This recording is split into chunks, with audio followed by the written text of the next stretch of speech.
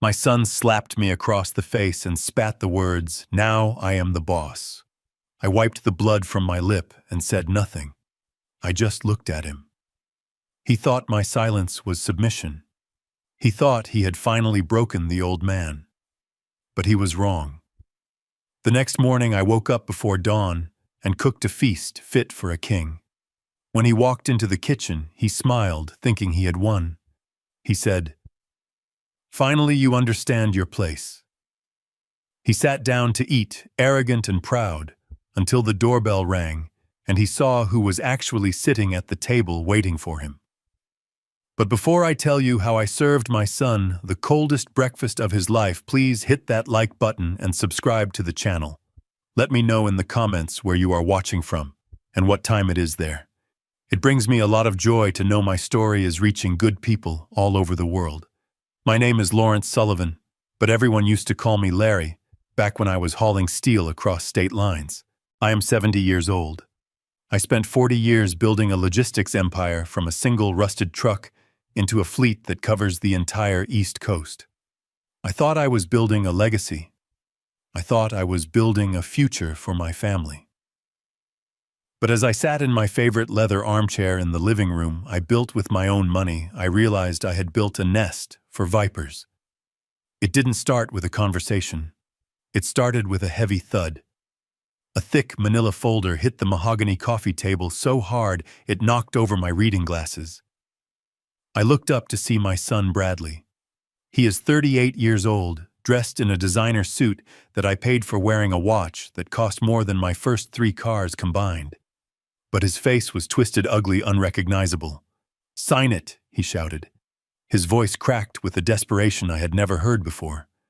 I looked at the document. Durable power of attorney, full financial control. It was a death warrant for my independence. It would give him access to everything. My bank accounts. My real estate. The $12 million sitting in the trust I had set up for my retirement. I looked him in the eye and said calmly, "I am not signing this, Bradley. I am perfectly healthy. I am perfectly sane. And I am not handing over my life's work just because you made some bad investments." That was when the air in the room changed. Bradley's face turned a shade of red that reminded me of a boiler about to burst. He stepped closer. I could smell the expensive scotch on his breath. It was 2 in the afternoon. "You are old," he hissed. "You are losing it, Dad. Everyone knows it. You are forgetting things. You are stubborn. You are not fit to manage $12 million anymore. You are going to sign this or we will do this the hard way." I tried to stand up. I wanted to look him in the eye, man to man. But before I could straighten my knees, his hand lashed out. The slap was loud. It echoed off the high ceilings of the living room. It wasn't just a slap. It was a strike. The back of his hand connected with my cheekbone with a force that sent me sprawling back into the chair and then down onto the hardwood floor. I tasted copper immediately. Blood. My blood. For a few seconds the room spun. I lay there on the cold wood, my hand instinctively going to my mouth. I felt the warm trickle running down my chin. I looked at my hand. It was trembling not from fear, but from shock. And then the irony hit me harder than the slap. I looked at my hand. This hand. This heavy, calloused hand. In 1978, these hands gripped the steering wheel of an 18-wheeler through a blizzard in Montana. The wind was howling at 60 miles an hour. The roads were black ice. One wrong move and I would have gone off a cliff. I held that truck steady for 12 hours straight to deliver a shipment that would pay for Bradley's first crib. I froze my fingers changing tires in the mud so he could have warm clothes. I fought Union tough guys in the shipyards of New Jersey in the 80s to make sure he could go to a private school. I used these hands to build a world for him. And now he used his soft, manicured hands to strike me down in my own home. I looked up. Bradley was standing over me, breathing hard, rubbing his knuckles. He looked terrified for a second, but then he looked at the corner of the room and his confidence returned. I turned my head. Tiffany, my daughter-in-law, was standing there. She wasn't rushing to help me. She wasn't screaming in horror. She was standing with her arms crossed, leaning against the doorframe, holding her smartphone up. The red light was blinking. She was recording. "Look at him," Tiffany sneered. Her voice was cold, dripping with venom. "Look at how aggressive he is. He tripped and fell because he was trying to attack you, Bradley. We have it all on video." She walked closer, the camera lens pointed directly at my bleeding lip. "If you don't sign that paper, Lawrence, we are going to show this video to the judge," she said. "We will edit it. We will show the part where you stood up screaming. We will show the part where you look confused and disoriented on the floor. We will prove you are a danger to yourself and others. We will have you committed to a psychiatric facility tonight." Do you know what happens in those places to old men who can't control their temper? They sedate them. They tie them down. And they never let them leave. I looked at her. I remembered the day I gave her a diamond necklace worth $20,000 for their wedding. I remembered welcoming her into this house as the daughter I never had. I realized then that I hadn't just raised a spoiled son. I had invited a predator into my home. My mind started to race. I calculated my odds. I was 70. Bradley was 38. If I tried to fight him, he would beat me senseless. If I tried to run, they would catch me. If I called the police now, it would be my word against theirs, and they had a video they could manipulate. I needed time. I needed them to think they had won. I slowly pushed myself up into a sitting position. I took a handkerchief from my pocket and wiped the blood from my mouth. I looked at the blood on the white cloth. It was bright red. I looked at Bradley. He was still standing over me, chest heaving, waiting for me to fight back so he could hit me again. "Bring me the pen," I whispered. My voice was raspy. Bradley's eyes lit up. He exchanged a look with Tiffany, a look of pure, triumphant greed. He snatched the pen from the table and shoved the document in front of me on the floor. "Right here," he said, pointing to the signature line. "Sign it, and you can go to your room and rest. We will take care of everything, Dad. We will take care of the money." I took the pen. I let my hand shake violently. I let the tip of the pen dance over the paper without touching it. I made my breathing sound shallow and panicked. "I cannot do it." I wheezed. "Look at my hand." "Bradley, I am shaking too much. I can't hold the pen steady. The shock. My heart is racing." "Just sign the damn paper," he yelled. "I can't," I said, dropping the pen. It rolled across the floor. "If I sign it like this, the bank will know it was under duress. The signature won't match. It will be void. Let me rest. Just let me sleep. My hand will be steady in the morning. I promise. I will sign it first thing at breakfast." Bradley looked at Tiffany. She narrowed her eyes, calculating. "Let him sleep," she said. "He is right. If the signature looks like a scribble, the lawyers will contest it. Let him rot in his room tonight. He isn't going anywhere. We have his phone. We cut the landline. He is trapped." Bradley nodded. He grabbed me by the arm roughly and hauled me to my feet. He dragged me down the hallway to the master bedroom. My bedroom. The room I shared with my late wife for 30 years. He shoved me inside. "Tomorrow morning, 7 a.m., Bradley said. "You sign the papers, or I swear to God, the next place you sleep will have padded walls." He slammed the door. I heard the distinct click of the key turning in the lock from the outside. Then I heard his footsteps walking away, laughing. I stood there in the dark, listening to the silence of the house I built. My lip was throbbing. My heart was pounding. But my mind was clearer than it had been in a decade. They thought they had locked a helpless old man in his room. They forgot who I was. They forgot that before I was a CEO, before I was a suburban grandfather growing roses in the garden, I was a man who negotiated with the toughest unions in the country. I was a man who survived bankruptcy twice. I was a fighter. I walked over to the mirror and looked at my reflection. The bruise was already forming on my jaw. "Okay, Bradley," I whispered to the empty room. "You want to be the boss? You want to play the game?" I wiped the last bit of blood from my chin. "Tomorrow morning we will see who the real boss is." I didn't go to bed. I had work to do, and the night was just beginning. The sound of the key turning in the lock echoed in my mind long after Bradley's footsteps faded down the hallway. I stood in the center of the master bedroom, the room where I had held my wife's hand as she took her last breath and listened to the house settle. They had cut the landline. I could see the severed cord dangling from the nightstand. They had taken my cell phone. They had locked the windows. In their minds, they had trapped a confused, fragile old man who would spend the night trembling in fear until he surrendered his dignity at sunrise. They were idiots. I walked to the door and pressed my ear against the wood. I heard nothing but the distant hum of the refrigerator downstairs and the wind rattling the gutters. Good. They were probably downstairs, celebrating drinking my expensive scotch, counting money they did not yet have. They thought the game was over, but they had forgotten who they were playing against.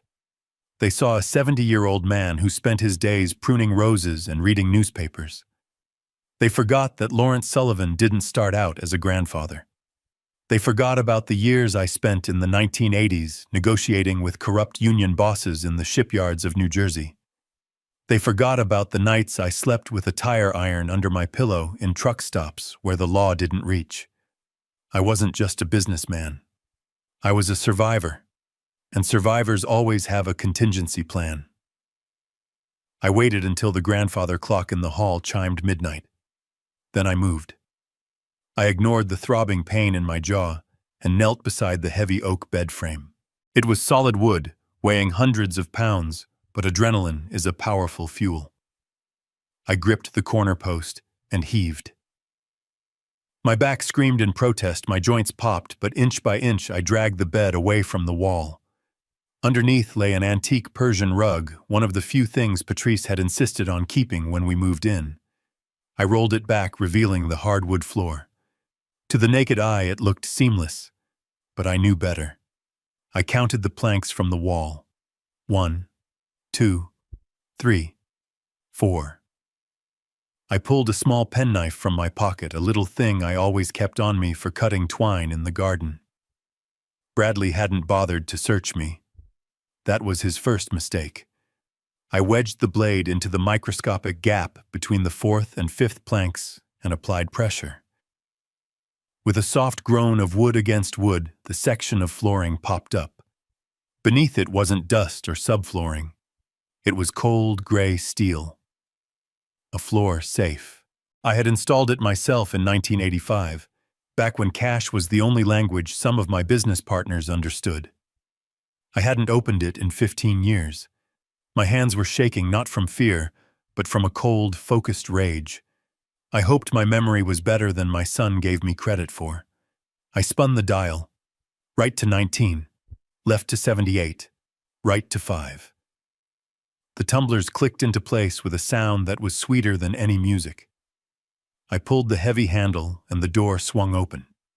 The smell of old paper and gun oil wafted up to greet me. I reached inside.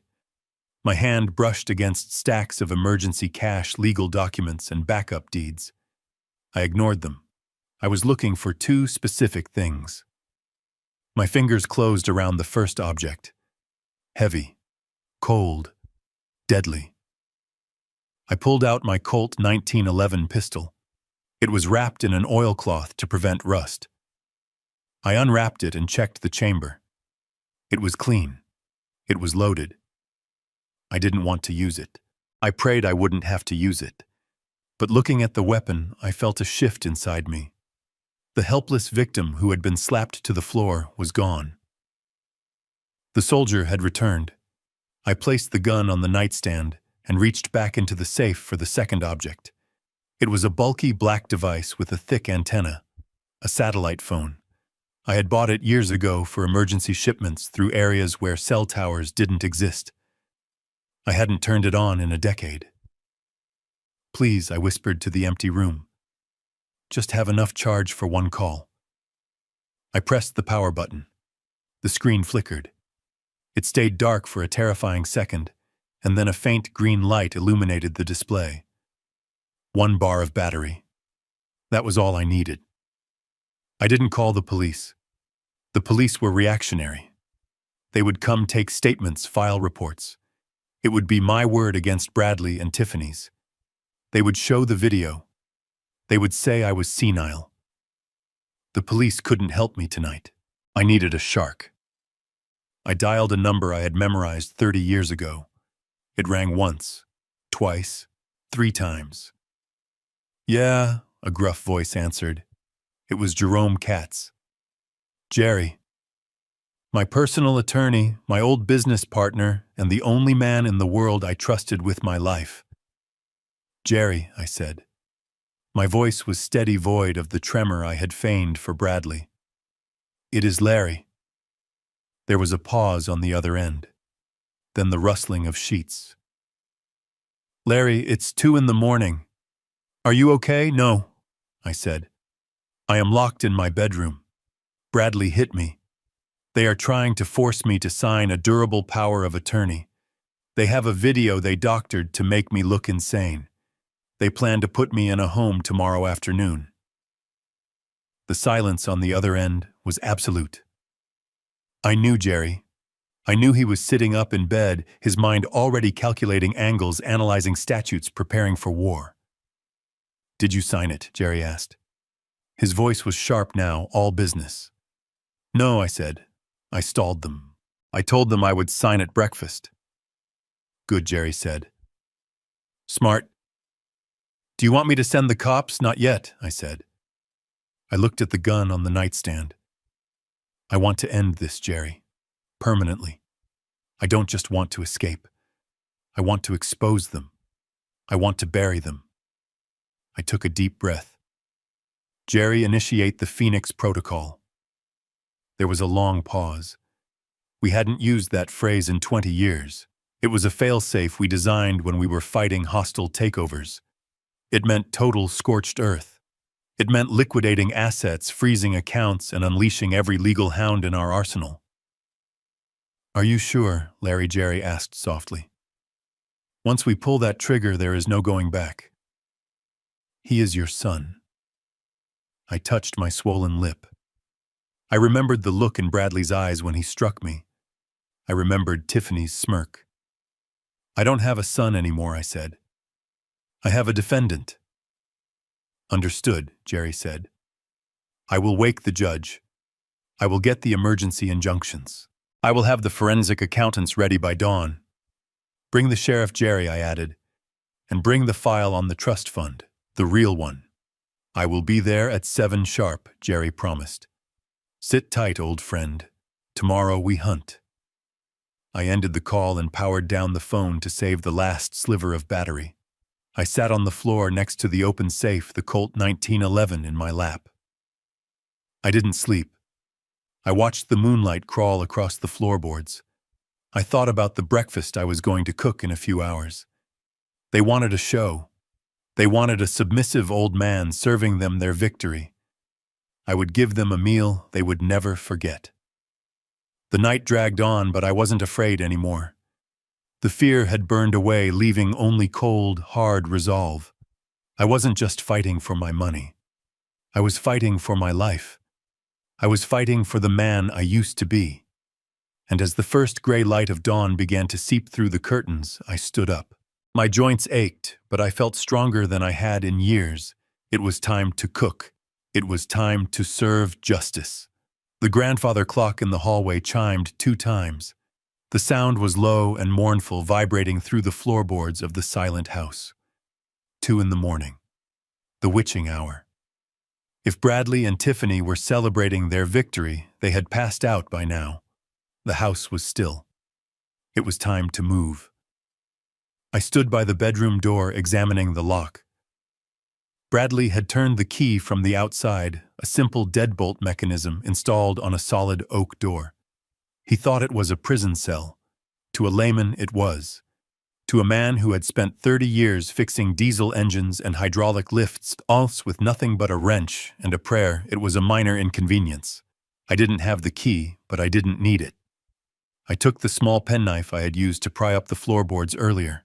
It wasn't a lockpick, but the gap between the door and the frame was wide enough if you knew where to apply pressure.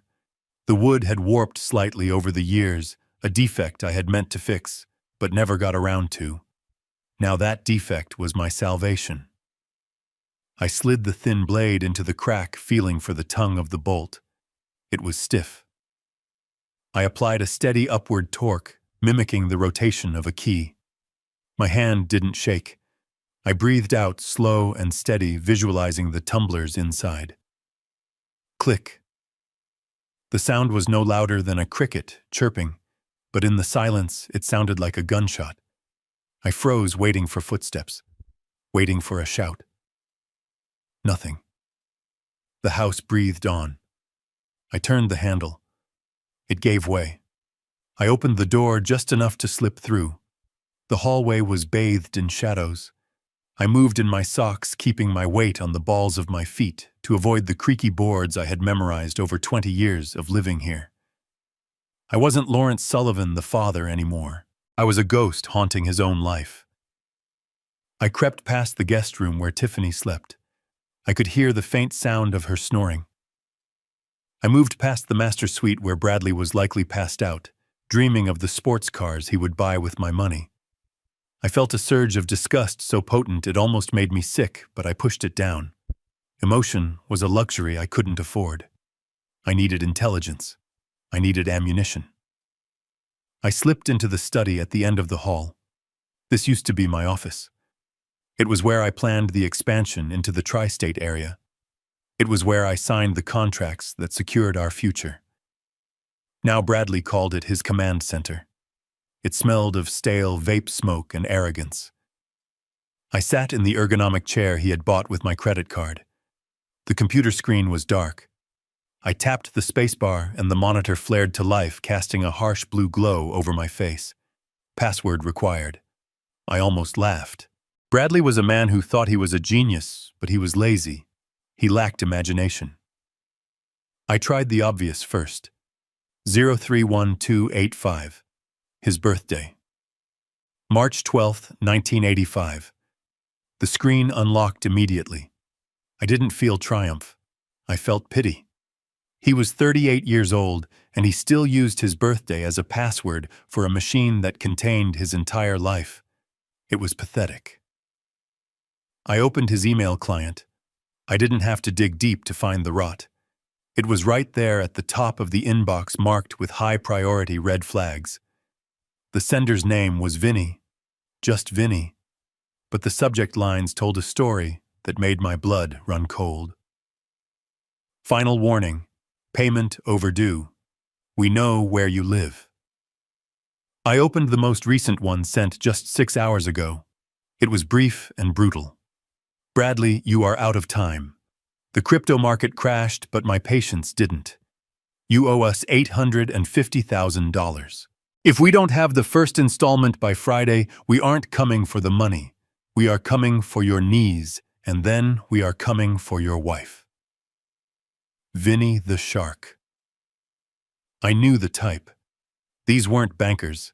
These were the kind of men who solved problems with baseball bats in parking lots. So that was it. It wasn't just greed. It was terror. Bradley had gambled away nearly $1 million on digital coins that didn't exist, and now the sharks were circling. He needed my $12 million not to live like a king, but to stay alive. I scrolled down. I needed more. I needed to know how deep the betrayal went. I typed my own name into the search bar. Lawrence Sullivan. Hundreds of emails appeared, mostly forwarded legal documents and bank statements. But one email stood out. It was dated yesterday. The sender was an administrator at a place called Shady Pines. I clicked it. It was a contract. An admission agreement. Dear Mr. Sullivan, we have received the preliminary paperwork for the transfer of your father, Lawrence Sullivan, to our facility in rural Alabama. Per your instructions, we have prepared a bed in the secure ward. I scanned the document, my eyes skipping over the legal jargon until I hit the section on care levels. Patient status, hospice care. Directives, do not resuscitate. Comfort measures only. No advanced life support. No transfer to acute care hospitals in event of emergency. My hands went cold. Shady Pines wasn't a retirement community. It was a warehouse for the dying. It was a place where you sent people you wanted to forget. They weren't planning to care for me. They were planning to sedate me, stick me in a bed in the middle of nowhere, and wait for nature to take its course. They were expediting my death. Hospice care, I whispered to the empty room. I was healthy. I walked 3 miles a day. I had perfect blood pressure. And they had signed a paper saying I was dying. The email continued. Transport is scheduled for tomorrow Wednesday at 4:00 p.m. Please ensure the patient is sedated prior to our team's arrival to ensure a smooth transition. Tomorrow afternoon. That was their deadline. That was why they needed the signature at breakfast. They needed legal control before the van arrived to haul me away like a sack of expired meat. I felt a tear run down my cheek. It wasn't sadness. It was the last drop of love I had for my son leaving my body. I reached into my pocket and pulled out a small USB drive I had brought from the safe. I plugged it in. I downloaded everything. The threats from Vinny. The crypto trading logs showing the massive losses. The contract with Shady Pines. The emails between Bradley and Tiffany discussing how to sell my house before the body was even cold. I took it all. I ejected the drive and put it in my pocket. It felt heavy like a stone. I was about to shut down the computer when I heard a sound. It was faint, but unmistakable. The creak of a floorboard in the hallway. I froze. My hand hovered over the mouse. Someone was awake. I quietly turned off the monitor, plunging the room back into darkness. I slid out of the chair and crouched behind the heavy mahogany desk. I held my breath, listening. The footsteps were soft, slippered feet. They were coming closer. They stopped right outside the office door. I saw the shadow of feet under the door gap. The doorknob began to turn. I gripped the penknife in my pocket, not as a weapon, but as a reminder of who I was. I wasn't a victim. I was a soldier behind enemy lines. If they came in, if they saw me, the game would change. I would have to improvise. But I prayed they would keep walking. The knob turned fully. The door cracked open an inch. A sliver of hallway light cut across the carpet, missing me by inches. "Hello?" a voice whispered. It was Tiffany. Her voice wasn't slurred with sleep. It was alert, suspicious. I didn't move a muscle. I didn't breathe. My heart hammered against my ribs like a trapped bird, but I willed my body to be stone. She stood there for 10 seconds, 10 eternities. Then she sighed. "Must be the wind," she muttered to herself. She pulled the door shut. I heard her footsteps retreat, not back to her room, but towards the balcony door at the end of the hall. She wasn't going back to sleep. She was going to make a call. I waited until I heard the sliding glass door of the balcony open and close. I stood up in the dark office. I had the evidence. I knew their plan. But now I had a new target. Tiffany wasn't just an accomplice. She was awake at 2:30 a.m. making secret calls on the balcony while her husband slept. I needed to know who was on the other end of that line. I ejected the USB drive, feeling the cold metal warm up in my palm. I had enough to prove he was a thief and a fraud. But my instincts, the same instincts that kept me alive when I was hauling freight through the worst neighborhoods in Detroit, were screaming at me. There was something missing. The debt to Vinny the shark was $850,000. My liquid assets in the accounts Bradley could access immediately were substantial, but they wouldn't clear that debt overnight without raising red flags with the bank. He needed a lump sum. He needed a payout that couldn't be traced or frozen. I looked around the study. My eyes landed on the wall behind the desk. There hung a large, pretentious oil painting of a racehorse that Bradley had bought at an auction last year. He didn't know anything about horses. He just liked things that looked expensive. But I noticed something odd. The frame was tilted ever so slightly to the left. Bradley was obsessive about appearances. He would never leave a picture crooked, unless he had moved it recently. I stood up and walked around the desk. I gripped the heavy gold frame and swung it outward on its hinges. There it was, a wall safe. Not the old mechanical one I had under the floorboards, but a modern digital keypad safe. The kind you buy when you have secrets you are terrified of keeping. I looked at the keypad. Bradley was lazy, but he wasn't stupid enough to use his birthday. Twice, was he? I tried. 32285. Red light. Error. I paused. I thought about my son. I thought about what mattered to him. What was the only thing Bradley loved more than himself? I typed in the date of his wedding to Tiffany. 061519. June 15th, 2019. The light turned green. The lock clicked. I felt a wave of nausea. He was so predictable, so hollow. I pulled the door open. Inside there were no stacks of cash. There were no diamonds. There was only a thick blue envelope resting on the velvet lining. I took it out. The logo on the corner belonged to a major insurance firm, Viator Life and Casualty. I opened it. My hands, which had been steady holding the gun earlier, began to tremble. It wasn't just a policy. It was a key person life insurance policy, supposedly taken out by Sullivan Logistics on its founder. But as I read the fine print, the blood in my veins turned to ice. The policy value was $5 million. The beneficiary had been changed 3 months ago, exactly 2 weeks after Patrice died. It wasn't the company anymore. The primary beneficiary was Bradley Sullivan. The secondary was Tiffany Sullivan. And there, highlighted in yellow marker on page 4, was the accelerated death benefit clause. It stated that if the insured was diagnosed with a terminal illness or entered palliative hospice care with a life expectancy of less than 6 months, the full amount would be paid out immediately. I dropped the paper on the desk. The room seemed to tilt. They weren't just sending me to Shady Pines to get me out of the way. They were sending me there to trigger a $5 million payday. The admission to hospice, the false diagnosis of advanced dementia and failure to thrive, was the key to unlocking the vault. They were betting on my death. In fact, looking at Vinny's threats, they were banking on it happening fast. I stood there paralyzed by the enormity of the evil. My own son had put a price tag on my breath. $5 million. That was what my life was worth to him. Suddenly, a sound cut through the silence. Creak. It wasn't the wind. It was the distinct groan of the third step on the main staircase. Someone was coming down. I froze.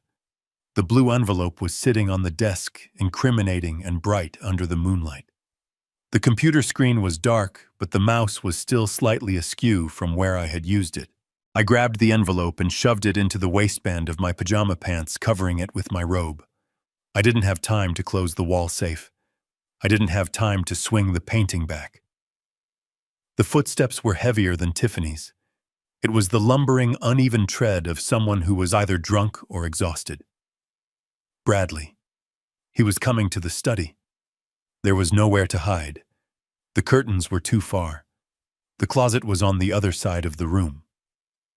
I did the only thing I could. I dropped to my knees and scrambled into the knee-hole of the massive mahogany desk. I pulled the leather chair in as close as I dared, creating a barricade between me and the room. I curled into a ball, pressing my back against the wood, praying my old joints wouldn't pop. I held my breath. The door handle turned. The door swung open. Light from the hallway spilled into the room, cutting a jagged line across the carpet. I saw his feet. He was wearing expensive sheepskin slippers. He walked into the room, his steps heavy and dragging.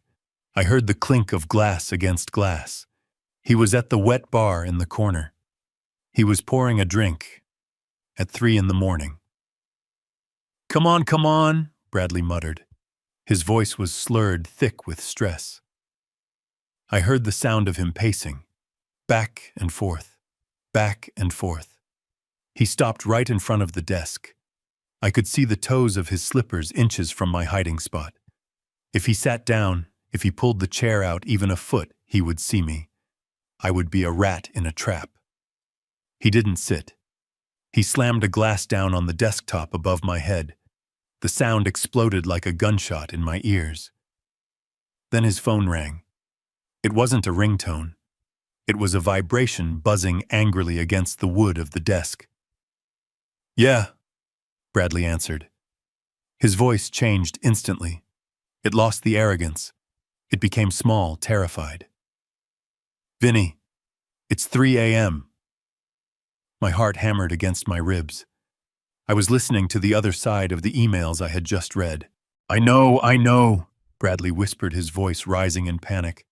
"Listen to me, it's done. The papers, he's going to sign them in the morning. The old man is broken, I swear." He paused, listening to the threats on the other end. I could hear the faint, angry distortion of a voice shouting through the receiver. "No, don't come to the house," Bradley pleaded. "Tiffany is here, my dad is here, it will be messy. Just give me 24 hours. Once he signs the power of attorney, I can access the liquid cash. And, listen, Vinny, the insurance. It triggers as soon as the ambulance takes him. That's $5 million. You get your cut. You get double." I closed my eyes. Hearing it read in an email was one thing. Hearing my son bargain for my life with a loan shark standing inches away from me was a pain I cannot describe. It was a physical blow. "Yeah," Bradley said, his voice trembling. "He won't last long in that place. They know how to handle difficult patients. He's old. His heart is weak. It happens." My heart is weak, I thought. My heart hauled steel across the Rockies. My heart survived the death of the only woman I ever loved. My heart is stronger than you will ever know, boy. "Okay," Bradley said. "Tomorrow night. I'll have the first installment. Just don't hurt me." He hung up. I heard him take a long, gulping swallow of his drink. He slammed the glass down again. Then he moved. He leaned over the desk. I saw his hand come down, bracing himself against the edge. He was staring at the wall. "What the?" he muttered. My heart stopped. He was looking at the painting. He was looking at the open safe. He must have seen it. The painting was swung out. The safe door was ajar. I prepared myself to fight. I gripped the penknife in my pocket. If he looked down, if he saw me, I would have to take him down. I wasn't going to let him lock me up. "Damn it, Tiffany," Bradley grumbled. "Can't close a damn thing." He walked over to the wall. He slammed the safe door shut. He swung the painting back into place, straightening it obsessively. He thought Tiffany had been in the safe. He thought his wife was checking on the money, just like she checked on everything else.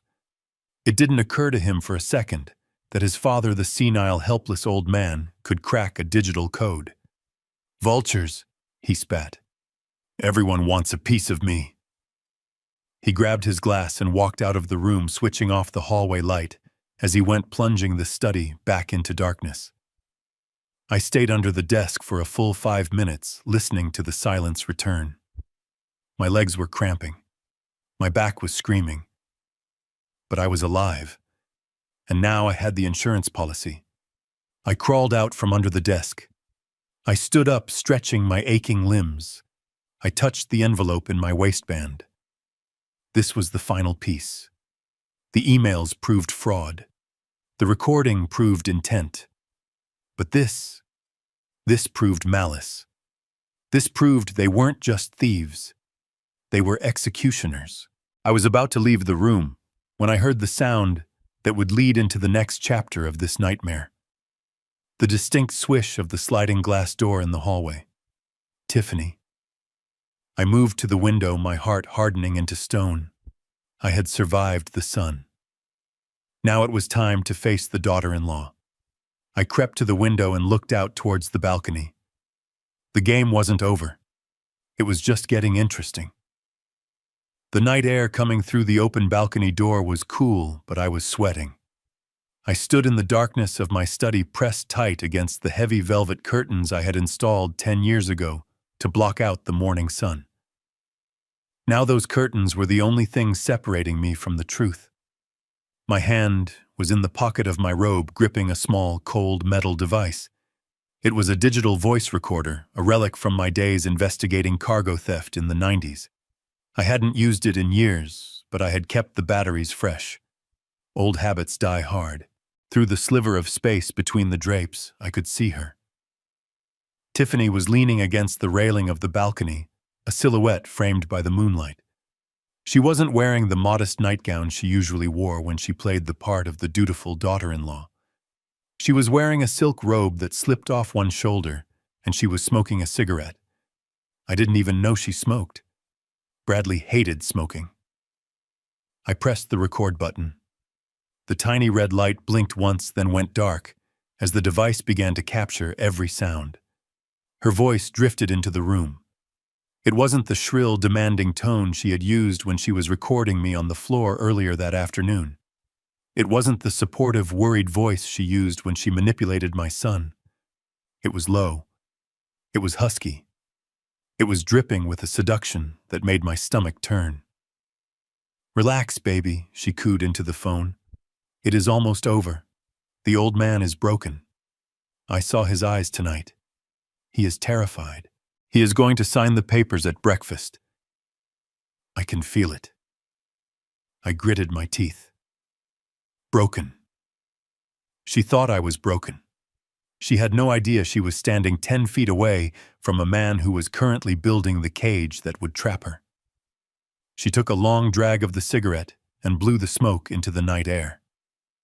"Bradley," she scoffed, answering a question from the person on the other end. "Oh, please. He is a mess. He is a nervous wreck. He thinks this money is going to save him from Vinny. He thinks we are going to pay off his crypto debt and live happily ever after in this big, ugly house. He is so stupid, Marco. He actually believes the pregnancy is the reason I am so stressed. He thinks he is protecting his unborn child." I froze. The name Marco hung in the air. Marco wasn't Bradley. "Of course it is not his," she laughed, a cruel tinkling sound that sent a shiver down my spine. "Bradley hasn't touched me in months. He is too busy staring at Bitcoin charts and drinking scotch to perform. The baby is yours, Marco, and soon we will be too." I felt the blood drain from my face. My hand tightened around the recorder until my knuckles turned white. It wasn't just financial theft. It wasn't just elder abuse. It was a fundamental biological betrayal. My son was fighting his own father, destroying his own family to protect a child that wasn't even his. He was destroying me to build a future with a woman who despised him. "Listen to me," Tiffany continued, her voice dropping to a conspiratorial whisper. "The second the funds transfer to the joint account, I am wiring $5 million to the offshore account in Zurich. I already have the routing numbers. Then I am booking a flight to Milan. By the time Bradley realizes the account is empty, we will be drinking wine on the Amalfi Coast." She paused, listening to her lover. "Let Vinny break his legs," she said coldly. "I don't care. Bradley is dead weight, Marco. He is drowning, and I am not going to let him pull me down with him. He can rot in prison, or he can rot in the river. As long as we have the money, he doesn't exist." I closed my eyes. A wave of nausea washed over me. I thought back to their wedding day 3 years ago. I remembered the reception at the country club. I remembered standing in front of Tiffany holding a black velvet box. Inside was a diamond necklace worth $20,000.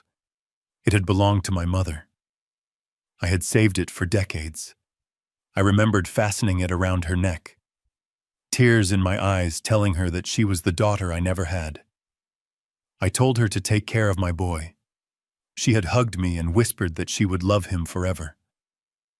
I hadn't just invited a snake into my home. I had adorned it with diamonds. I had fed it. I had nurtured it.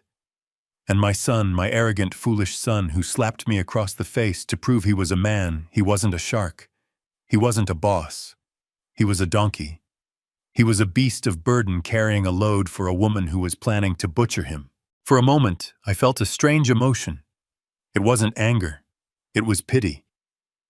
Bradley was a bad son, but he was being played for a fool on a level that was almost Shakespearean in its tragedy. "I have to go," Tiffany whispered. "I don't want to wake the invalid. I will call you when the wire transfer clears tomorrow. I love you." She lowered the phone. She crushed the cigarette out on the railing of my balcony, leaving a black mark on the white painted wood. She stretched her arms over her head, arching her back, looking like a cat that had just eaten the canary. Then she turned. She didn't turn back toward the guest room where she was sleeping. She turned toward the study, toward the open glass door, toward me. I stopped breathing. She took a step toward the glass door. She was coming in. I was trapped between the heavy mahogany desk and the thick velvet curtain. If she saw me, the element of surprise was gone. If she saw me, she would scream. She would claim I was spying on her. She would twist the narrative. She would say I was a pervert, a voyeur. It would be the final nail in the coffin of my sanity defense. I couldn't let her see me. I slid backward, moving with the silence of a man who used to hunt deer in the Appalachians before his knees gave out. I pressed myself into the corner, into the deepest shadow of the bookshelf, praying that the darkness was thick enough to hide me. She slid the door open wider. The curtains billowed around me, brushing against my face like ghost fingers. She stepped into the room. She was 3 feet away from me. I could smell her perfume. It was expensive. It was heavy. It smelled like betrayal. She paused in the center of the room. She stood perfectly still. I held my breath until my lungs burned. My heart wasn't beating. It was thrashing against my ribs like a trapped bird. Thump, thump, thump. It was so loud in my own ears that I was sure she could hear it over the hum of the central air conditioning. She tilted her head to the side. She looked straight at the corner where I was hiding. Her eyes narrowed. "Did I leave the light on?" she muttered to herself. She reached out toward the wall switch. My hand gripped the penknife in my pocket. If the light came on, I would be exposed. I would have to act. And I didn't want to act yet. Not like this. Her finger touched the switch plate. I tensed my muscles, ready to spring. Then she sighed. She dropped her hand. Whatever she whispered. She turned away. She walked out of the study and down the hall toward the guest room. I listened to her footsteps fade away. I listened to her door close. I let out a breath that felt like it had been held for a lifetime. My shirt was soaked with cold sweat. My hands were trembling, but not from fear, from adrenaline, from the rush of the hunt. I looked at the recorder in my hand. I had her. I had the confession. I had the motive. I had the proof that she was conspiring to steal millions and abandon her husband. But I wasn't done. The night wasn't over. I had the evidence, but I still had a breakfast to prepare. And now I knew exactly what to serve. I slipped the recorder into my pocket and moved toward the kitchen. The sun would be up in 3 hours. It was time to start cooking. It was time to prepare the last meal of their lives as free people. But before I turned on the stove, I needed to check one more place. A dark premonition, the same gut instinct that had made me pull my rig over to check the tires on a snowy mountain pass 40 years ago, surged within me. I didn't head straight for the kitchen. Instead, I veered toward the heavy door that led down to the garage. The door groaned open, and the smell of motor oil and dust assaulted my nose. This used to be my sanctuary. It was where I had restored my 1967 Ford Mustang, the first car I ever bought, with the net profits from my company. It wasn't just a car. It was a memory. It was a monument to every drop of sweat I had spilled. I flipped the light switch. The overhead fluorescence flickered, buzzed, and then flooded the room with harsh light, exposing a naked truth that made my stomach churn. The Mustang was gone. In its place sat Tiffany's brand-new luxury SUV parked arrogantly in the bay, where I had spent hundreds of hours polishing chrome.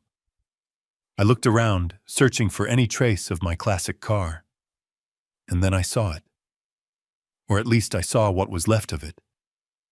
In the corner of the garage, covered by a cheap plastic tarp, lay the 4 original tires and the custom walnut steering wheel I had specially ordered. Taped to the wall with a strip of blue painter's tape was a scrawled, handwritten receipt. Sold vehicle chassis to Mike's scrapyard. Scrap value $800. Cash received. The date on the receipt was yesterday.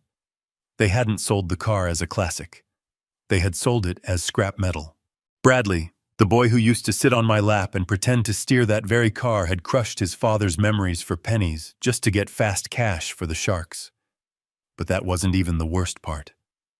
Next to the pile of tires were 3 large cardboard boxes labeled in black marker: trash, charity, burn. I opened the first box. Inside were Patrice's clothes, the dresses she wore to church on Sundays, the wool scarf she had been knitting before she passed. The scent of her perfume still lingered on the fabric, faint but heartbreakingly familiar. They had no intention of donating or keeping any of it. They were clearing out our remnants. They were scrubbing the existence of Patrice and me from this house to prepare for a new life, one that was clean, modern, and free of useless old people. I reached into the box, touching my wife's jade green cardigan. Beneath the wool, my hand brushed against something hard and cold. I pulled it out. It was a set of medical restraints, heavy-duty nylon straps used to secure agitated psychiatric patients to a gurney. I looked at the restraints, then at the receipt for the car. A deathly calm washed over me. If I had held on to a shred of hesitation before a tiny flicker of fatherly pity, it vanished right there in the cold garage. They didn't just want my money. They wanted to erase me. They wanted to turn me into expired inventory that needed to be disposed of quickly. I tossed the restraints back into the box. I didn't cry. Tears are for people who still have hope. I had no hope left for Bradley. I only had a verdict. I killed the garage lights, letting the darkness swallow Tiffany's flashy SUV and the evidence of their vile betrayal.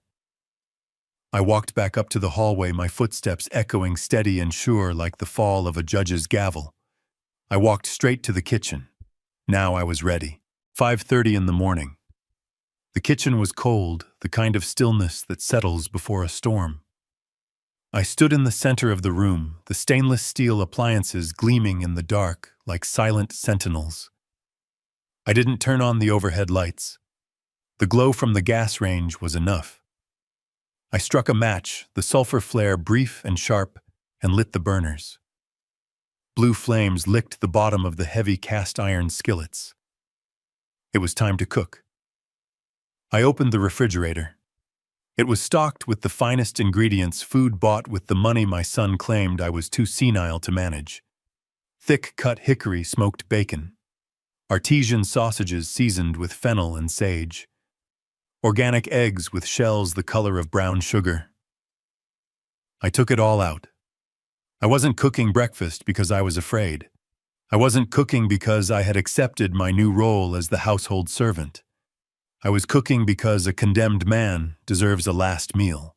I laid the bacon into the cold pan, listening to the first sizzle as the fat began to render. The smell filled the air almost instantly, salty and rich. It was the smell of Sunday mornings from 30 years ago, back when Bradley was a boy, with scraped knees and a missing front tooth sitting at this very counter, waiting for his daddy to flip the pancakes. I remembered the way he used to look at me then, like I was a giant, like I could hold up the sky. I cracked the eggs into a ceramic bowl, whisking them with a rhythmic, violent intensity. The yellow yolks broke and swirled into the white. I thought about the crypto debt. I thought about Vinny the shark. I thought about the hospice in Alabama, where they planned to let me rot. Every beat of the whisk was a memory being severed. Every pop of the bacon grease was a bridge being burned. I moved to the pantry and pulled out the pancake mix. I made the batter thick, adding a dash of vanilla extract just the way Patrice used to do it. It was a recipe for love, but today I was stirring in a different ingredient: betrayal. While the sausages browned and the pancakes bubbled on the griddle, I walked over to the dining room hutch. This was the Holy of Holies. It held the family silver. The sterling silver set my mother had bought piece by piece in the 1950s. It was heavy, ornate, and worth a small fortune. I knew Tiffany coveted this silver. Every Thanksgiving I caught her eyeing it, calculating its weight, wondering how much it would fetch at a pawn shop or an estate sale. She treated it like loot waiting to be plundered. I took the box down. I laid out the forks, the knives, the spoons. I polished them with a cloth until they shone like mirrors in the dim light. I set 3 places, one for me, one for Bradley, one for Tiffany. I walked to the head of the table. My seat. The seat Bradley had claimed last night after he hit me. I placed the finest china plate on the placemat. Then I reached into my robe pocket. I pulled out the document. The durable power of attorney. The paper that was supposed to be my surrender. It was slightly crumpled from where it had fallen on the floor yesterday. There was a small, dried smear of my blood on the bottom corner. I smoothed it out. I placed it squarely in the center of Bradley's plate. It was the main course. It was the bait. I went back to the stove. The food was ready. I piled the platters high. Mountains of golden pancakes. Pyramids of crisp bacon. It looked like a feast from a magazine. It looked like love. It was the perfect camouflage. I heard the sound of footsteps on the stairs. They were light, quick steps, not the heavy, hungover tread of my son. It was Tiffany. She came into the kitchen wearing a silk robe, her hair tousled in a way that was meant to look effortless. She stopped in the doorway when she saw me. She saw the apron. She saw the steaming platters of food. She saw the table set with the silver she wanted so badly. A slow, cruel smile spread across her face. It was the smile of a queen looking at a peasant. "Well, look at this," she drawled, walking into the room. She didn't see the soldier. She saw the broken old man she thought she had created. I didn't say a word. I just kept flipping the last pancake. Finally, she said, her voice dripping with mockery. "You finally learned your place, didn't you, Lawrence? I told Bradley he just needed to be firm with you. The maid quit last week, so this works out perfectly. From now on, you will have breakfast on the table by 6 every morning. And don't burn the toast." She walked over to the island, where I had placed the carving board. A large roasted ham was resting there, glistening with honey glaze. It was something I had started slow cooking in the middle of the night while I was waiting for the sun. She reached out a hand. Her manicured fingers, the ones that had held the cigarette on the balcony while she plotted to destroy my son, hovered over the meat. She was going to tear off a piece. She was going to take what she wanted, just like she always did. I didn't look at her. My hand moved to the knife block. I pulled out the 8-inch chef's knife. The steel hissed against the wood block. Thwack! I brought the knife down. It slammed into the cutting board, the blade vibrating, missing her outstretched fingers by less than an inch. It severed a piece of the ham with surgical precision, burying itself deep into the wood. Tiffany gasped and snatched her hand back, clutching it to her chest. She stumbled backward, her eyes wide. "Do not touch it," I said. My voice was low. It wasn't the voice of the grandfather. It was the voice of the man who had stared down Union breakers in the rain. I turned my head slowly and looked her in the eye. I didn't blink. I didn't smile. I let the mask slip just for a fraction of a second. I let her see the cold, hard iron underneath the skin. "We wait for the master of the house," I said. The silence in the kitchen was absolute. The only sound was the hum of the refrigerator and the shallow, terrified breathing of my daughter-in-law. She looked at the knife quivering in the board. She looked at my face. For the first time since she married my son, she didn't look bored. She didn't look superior. She looked unsettled. She saw something in my eyes that didn't fit her narrative. She saw intelligence. She saw danger. But then the sound of heavy footsteps came thumping down the stairs. Bradley was awake. Tiffany swallowed hard, regaining her composure. She stepped back, smoothing her robe, but she kept her eyes on the knife. "Fine," she whispered, her voice trembling slightly. "We will wait." "But when he sees this, Lawrence, when he sees you playing with knives, he is going to lock you away forever." I turned back to the stove and turned off the gas. Let him come, I thought. The table is set. The trap is primed. And breakfast is served. The heavy, uneven thud of footsteps hitting the bottom of the stairs announced the arrival of my son. Bradley stumbled into the kitchen, rubbing his eyes with the back of his hand. He looked like a man who had spent the night wrestling with demons and lost. His expensive silk pajamas were wrinkled. His hair was a bird's nest of grease and sweat, and his face was puffy and pale. The smell of stale scotch and fear radiated off him in waves, souring the aroma of the bacon and pancakes I had so carefully prepared. He stopped in the doorway, blinking against the morning light I had let into the room. His eyes swept over the scene. He saw the gleaming silver, the mountains of golden food, the steam rising from the coffee pot. And then he saw me. I was standing by the stove, wearing my apron, hands clasped behind my back, posture straight. I wasn't the bleeding, trembling old man he had thrown into the bedroom the night before. I was the butler. I was the servant. I was the conquered subject presenting tribute to his new king. A slow, ugly grin spread across his face. It wasn't a smile of gratitude. It was a smile of validation. It was the look of a bully who realizes his victim has finally stopped fighting back.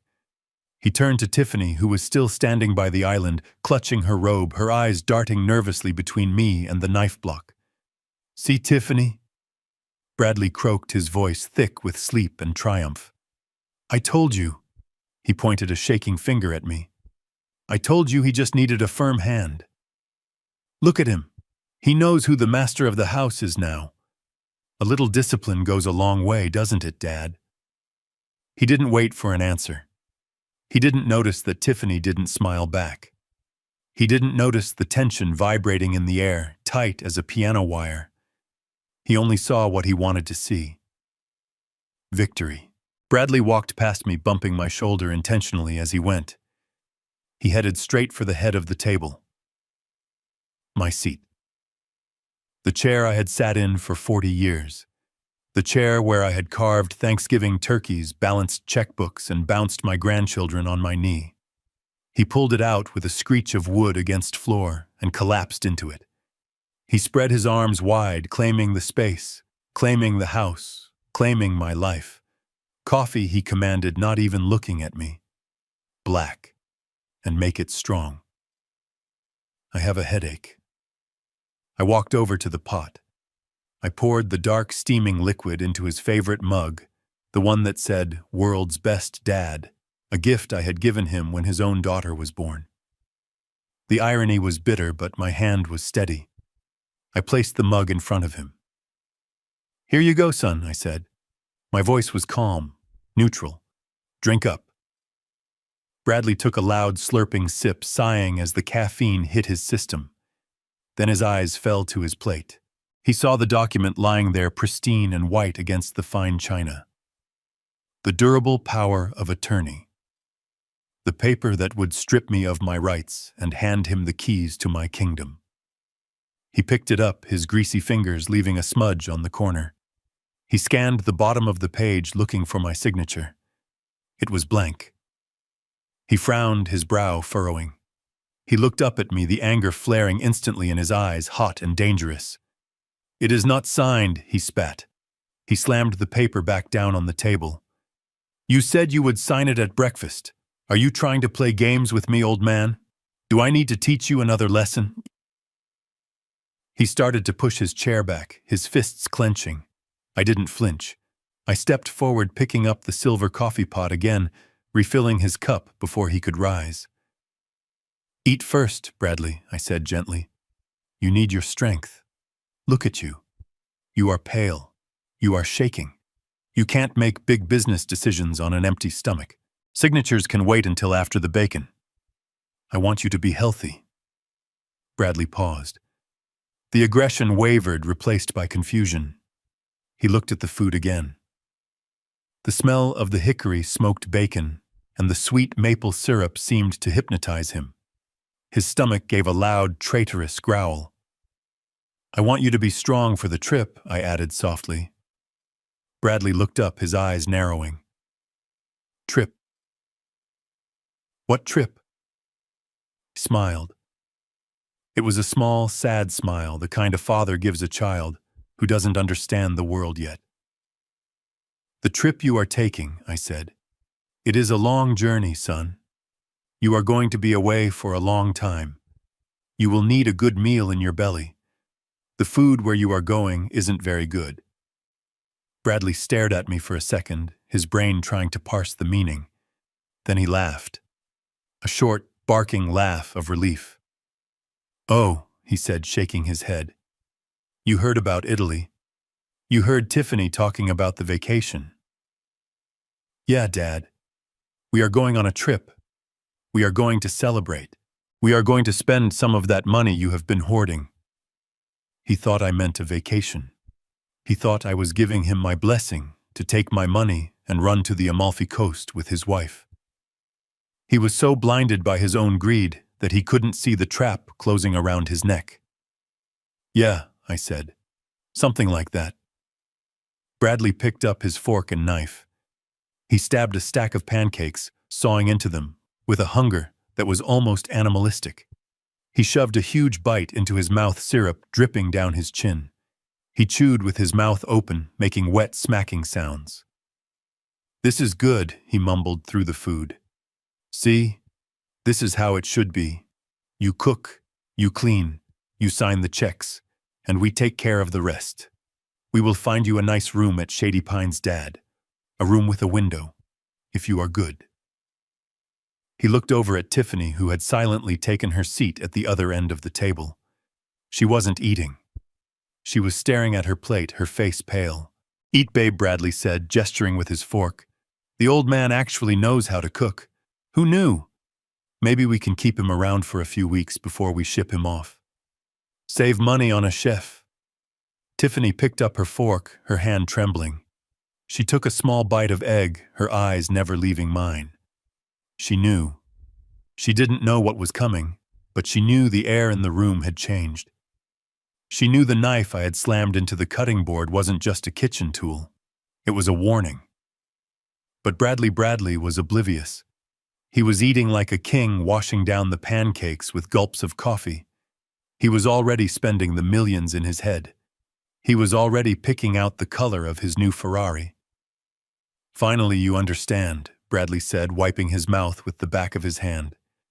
He leaned back in my chair, putting his feet up on the edge of the table right next to the fine crystal. "Finally, you realize that your time is over. I am the man of the house now. I am the one calling the shots." He picked up the pen I had placed next to the document. He clicked it open and held it out to me. "Okay, Dad," he said. "Breakfast is over. Sign the paper. No more stalling." Do it now, and maybe I will let you watch TV this afternoon. I looked at the pen. I looked at my son. I looked at the grease stain on his chin and the cruelty in his eyes. I opened my mouth to speak, but before I could say a word, a sound cut through the house. Bing bong. The doorbell. It was loud, insistent.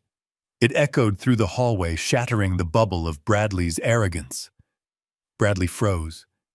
His fork clattered onto the plate. He frowned, looking at the door as if it had personally insulted him. He checked his expensive watch. "Who the hell is that?" he snapped. "It is 7 in the morning. Who dares to come here at this hour?" He turned his glare on me. "Did you order something, old man? Did you invite one of your senile gardening friends over for tea?" "I told you, no visitors." He started to stand up, his face flushing with annoyance. "Get rid of them," he barked at Tiffany. "Tell them we are busy. Tell them the old man is sick. Just make them go away." Tiffany didn't move. She was staring at the front door, her breath hitching in her throat. I didn't move either. I stood at the end of the table, my hands resting on the back of my chair. I looked at Bradley, and for the first time that morning, I let the full weight of my gaze settle on him. "I didn't invite a gardening friend, Bradley," I said. My voice was calm, clear, and cold as ice. Bradley stopped. He looked at me, really looked at me, and for the first time he saw something other than submission. He saw the steel. He saw the fire. He saw the father who had once carried him on his shoulders, but who was now preparing to drop him into the abyss. "Then who is it?" he demanded, his voice wavering slightly. I smiled. It was a smile that didn't reach my eyes. "They are guests," I said. "VIP guests. And they are here for you." Before Bradley could ask another question, before he could process the shift in the atmosphere, the front door didn't just open, it burst inward. The heavy oak door slammed against the wall with a thunderous crash. Voices shouted. Heavy boots stomped onto the hardwood floor. The sound of authority. The sound of consequences. Bradley dropped the pen. His mouth fell open. He looked from the door to me, and in that split second, as the reality of his world fractured, I saw the arrogance drain out of him like water from a cracked cup. The breakfast was over. The check had arrived, and it was time to pay. The heavy oak door slammed against the wall, vibrating the floorboards beneath our feet. Framed by the morning light pouring in from the porch, stood Sheriff Higgins. He was a mountain of a man, 6 feet 4 inches of county authority. His uniform pressed his badge, gleaming like a warning beacon. Behind him were 4 deputies, their hands resting near their holsters, their eyes scanning the room with professional detachment. But it was the man stepping out from behind the wall of blue uniforms who made my heart swell with a grim satisfaction. It was Jerome Katz. Jerry. He was wearing a charcoal 3-piece suit that cost more than my first truck, holding a leather briefcase that I knew contained the ammunition for the war we were about to wage. Bradley scrambled backward so fast, his chair tipped over with a deafening crash. His coffee mug, the one I had just filled, went flying. The hot black liquid splashed across the pristine white tablecloth and soaked into the front of his silk pajamas, leaving a dark, spreading stain that looked like a gunshot wound. He stood there, chest heaving, eyes darting from the sheriff to me, and then to Tiffany. Panic, raw and unfiltered, washed over his face. But then almost instantly, his survival instinct kicked in. He didn't see the federal agents. He didn't see the lawyer. He only saw the police, and in his narrow, arrogant mind, police meant domestic disturbance. He thought I had called them because of the slap. "You called the cops," Bradley shouted, his voice cracking with incredulity. He pointed a shaking finger at me. "You senile old man. You called the sheriff because I slapped you yesterday." He laughed, a hysterical, breathless sound. He turned to Sheriff Higgins, putting on his best charming businessman face, though it was ruined by the grease on his chin and the coffee on his shirt. "Sheriff, I am so sorry my father wasted your time. He is confused. He is not well. He fell yesterday. He tripped over the rug and hit his face.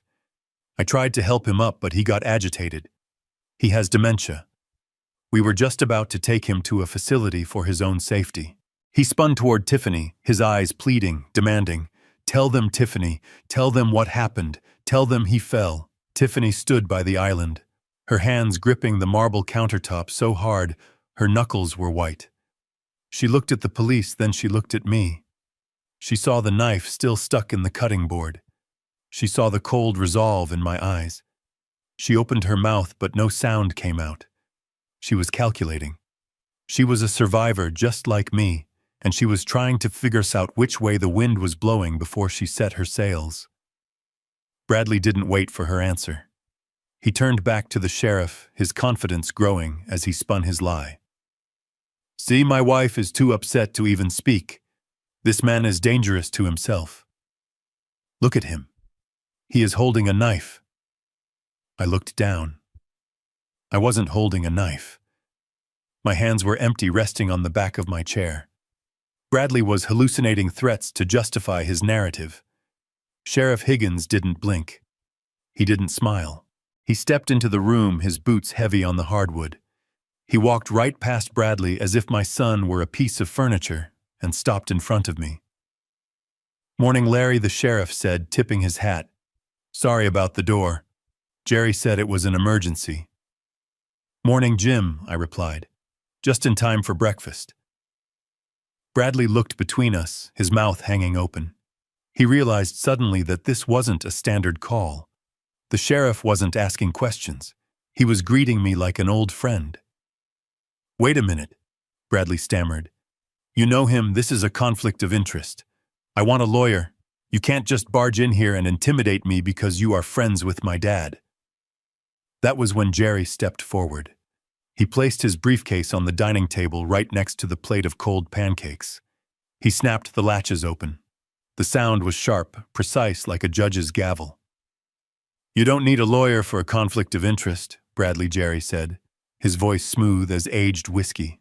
"You need a lawyer because you are an idiot." Bradley bristled. "Who are you?" "I am Jerome Katz," Jerry said, pulling a thick stack of documents from the case. "I am your father's attorney. I have been his attorney for 40 years. I wrote the deed to this house. I set up the trust fund you are so eager to get your hands on. And most importantly, I draft every single contract Lawrence Sullivan signs." Bradley sneered. "So what? You are here to threaten me with a lawsuit. Go ahead. Sue me. I have power of attorney, or I will in about 10 minutes. Jerry smiled. It wasn't a nice smile. It was the smile of a shark that smells blood in the water. "We aren't here about the slap, Bradley. Although assaulting a senior citizen is a felony in this state, and we will get to that.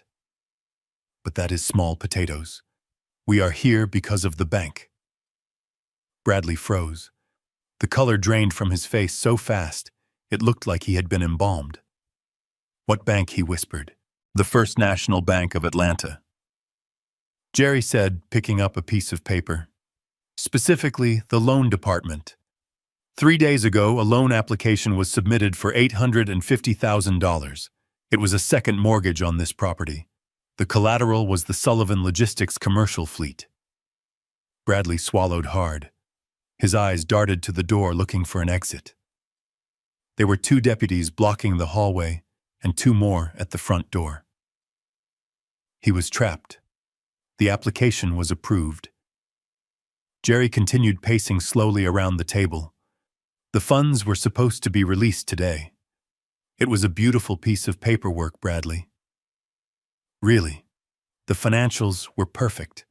The credit history was spotless. There was just one problem. Jerry stopped in front of Bradley and held up the document. He pointed to the bottom of the page. "The signature," Jerry said. "It says Lawrence Sullivan. It looks like Lawrence Sullivan. You even got the little loop on the L right. But here's the thing, son. Lawrence didn't sign this." Bradley tried to bluster. "Of course he did. He signed it last week. He probably forgot. I told you he is senile." Jerry laughed. A dry, humorless bark. "No, he didn't." Because 3 days ago when this document was signed, Lawrence was with me. We were fishing. And more importantly, Bradley. I know this is a forgery because I designed Lawrence's signature for legal documents 30 years ago. We put a microscopic tell in every official signature, a tiny dot after the N. This document doesn't have it. I watched my son. I watched the realization crash into him like a freight train. He hadn't just lied to his father. He had lied to a federally insured financial institution. He had forged documents on a scale that wasn't a family dispute. It was a federal crime. You didn't think I checked the mail, I asked softly. You didn't think I have alerts on my credit. You thought because I grow roses, I stopped reading my bank statements. Bradley looked at me. His eyes were wide, terrified, pleading. Dad, he croaked. It was for the crypto. Vinny. Vinny is going to kill me. I had to do it. I was going to pay it back, I swear. Once the market turned, I was going to pay it all back. You stole from me, I said. You tried to mortgage my life's work to pay a loan shark. And when I wouldn't sign over the rest, you hit me. You planned to lock me in a hospice to die. I looked at Sheriff Higgins. I think we have heard enough, Jim. Sheriff Higgins stepped forward. He unhooked the handcuffs from his belt. The metallic ratchet sound seemed to suck the air out of the room. Bradley Sullivan, the sheriff, boomed his voice, filling the kitchen. You are under arrest for federal credit fraud, aggravated identity theft, and elder abuse. Bradley backed away, bumping into the table. The silver rattled. No, he whimpered. No, you can't. The money. I need the money. Vinny is coming. The money has been frozen, Jerry said coldly. The bank flagged the transaction this morning. The account is locked. You are broke, Bradley. And Vinny, I suspect he will have a hard time collecting from a federal penitentiary. The deputies moved in. They grabbed Bradley by the arms. He struggled for a second, a pathetic, weak flailing, before they spun him around and slammed him against the refrigerator. The cold steel met his cheek, right where he had struck me. I watched them cuff him. I watched the metal bite into his wrists.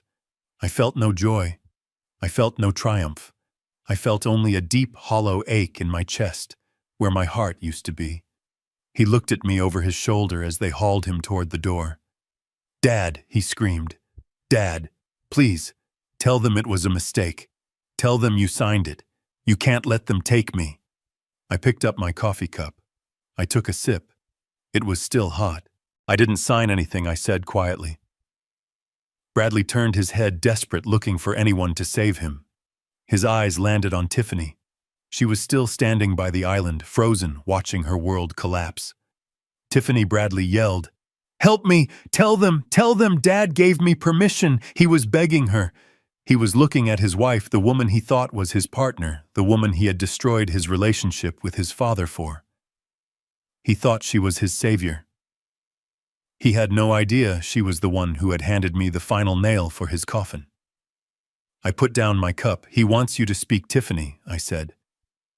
I pulled the small digital recorder from my pocket and placed it on the table next to the silver platter of bacon. Why don't we let everyone hear what you have to say? The room was spinning, or at least it seemed that way from where I stood. My son was backed against the stainless steel refrigerator, the cold metal cuffs biting into his wrists, his eyes wide with a frantic animalistic panic. He looked at the sheriff, he looked at Jerry, and he realized that his lies were dissolving like sugar in hot water. There was no way out. The evidence was overwhelming. The bank had flagged the transaction. The documents were forged. He was going to prison, and he knew it. In his desperation, he did what cowards always do. He looked for a shield. He looked for someone to share the blame, or better yet, someone to lie for him so convincingly that the truth might bend just enough to let him slip through. He turned his head toward the kitchen island where Tiffany stood, frozen, her knuckles white as she gripped the marble countertop. Tiffany Bradley screamed, his voice cracking and high-pitched. Tell them! You have to tell them! You were there when Dad said I could use the equity. You heard him. You are my witness. Tell the sheriff that Dad gave me permission to sign for him and because his hands were shaking. Tell them it was a verbal agreement. He was begging her. He was pleading with his wife, the woman he had married, the woman he had adorned with diamonds, the woman he believed was carrying his child. He was looking at her as if she were his salvation. He thought they were a team. He thought they were partners in this crime against his father. But I watched Tiffany. I saw the calculation happening behind her eyes. It was cold and it was fast. She looked at Bradley sweating and handcuffed a man whose future had just evaporated. She looked at the federal agents. She looked at the lawyer with the briefcase full of evidence. And then she looked at the knife I had buried in the cutting board. She made a choice. It wasn't a choice born of loyalty. It was a choice born of survival. She took a step back, putting distance between herself and her husband. She raised her hands in a gesture of surrender, her face transforming into a mask of shock and innocence. It was a performance worthy of an award. "I do not know what he is talking about," Tiffany said, her voice trembling just enough to sound convincing. Bradley blinked, stunned. "What, Tiffany? What are you saying?" "I did not know anything about a forgery," she said, her voice gaining strength, pitching higher to sound like a distressed victim. "I thought the loan was legal.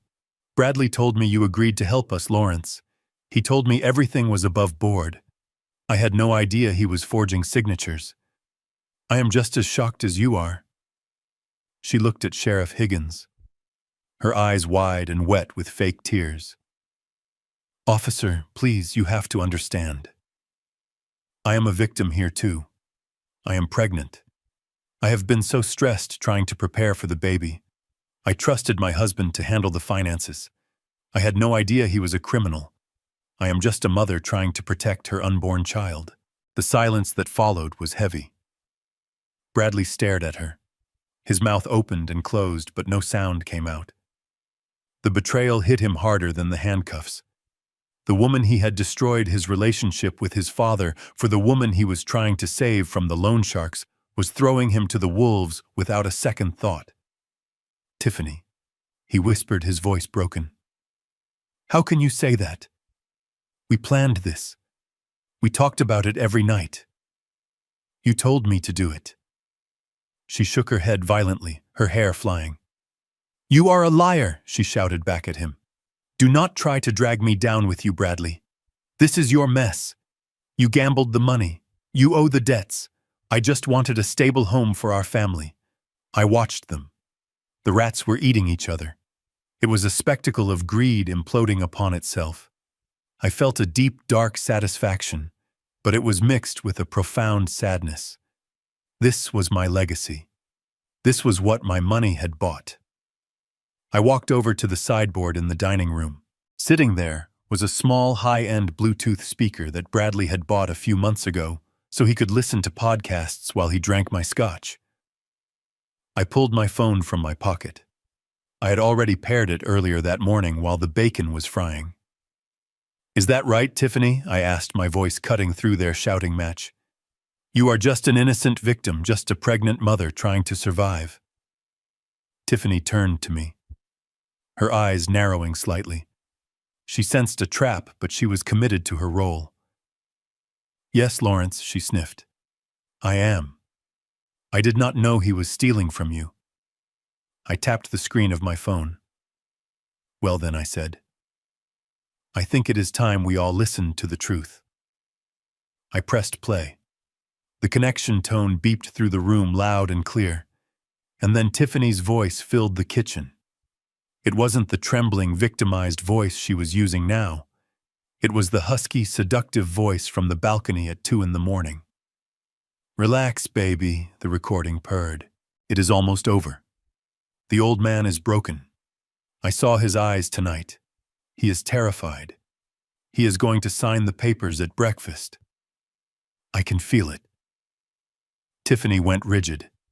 Her face drained of all color, leaving her looking like a wax statue. Her eyes darted to the speaker, then to me, then to the recorder sitting on the table.